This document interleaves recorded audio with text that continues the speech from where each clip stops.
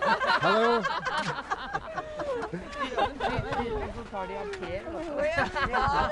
What is your name? Elsa Marie. What is your name? Eva. What is your name? Karin. What is your name? Nippe. How old are you? Younger. 75. No, 70. All right. 70. Oh. She's 73. Where do you live? Norway. Norway. Oslo. Norway.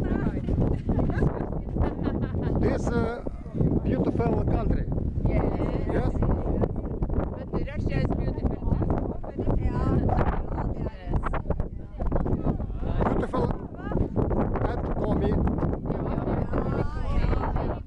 Very beautiful. Beautiful weather. The sun is shining every day. We're very pleased to be here. Vad ska bara gästa?